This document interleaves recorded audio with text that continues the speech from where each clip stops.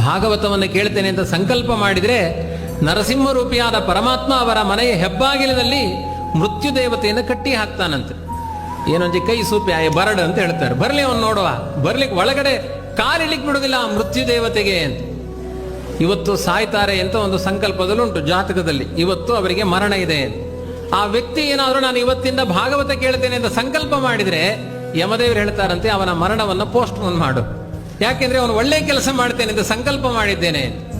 ಅದಕ್ಕೆ ಕೆಲವರು ಸಂಕಲ್ಪ ಮಾಡೋದುಂಟು, ನಾನು 85ನೇ ವರ್ಷಕ್ಕೆ ಭಾಗವತ ಕೇಳ್ತೇನೆ ಅಂತ. ಅಲ್ಲಿ ತನಕ ಕೇಳಲಿಕ್ಕಿಲ್ಲ, ಯಾಕೆಂದ್ರೆ ಪೋಸ್ಟ್ಪೋನ್ ಆಗಲಿ ಮರಣ ಅಂತ, ಅಲ್ಲಿಯ ತನಕ ಕೇಳಲಿಕ್ಕಿಲ್ಲ. ಹಾಗರ್ಥ ಅಲ್ಲ.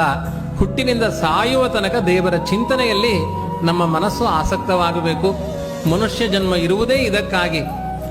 ಎಲ್ಲ ಪಾಪಗಳನ್ನು ಪರಿಹಾರ ಮಾಡುವ ಸಾಮರ್ಥ್ಯ ಶ್ರೀಮದ್ ಭಾಗವತಕ್ಕಿದೆ. ಹಾಗಾಗಿ ಮಾನವರಾಗಿ ಹುಟ್ಟಿದ ಮೇಲೆ ಭಾಗವತವನ್ನೇ ಚಿಂತನೆ ಮಾಡಿ ಅಂತ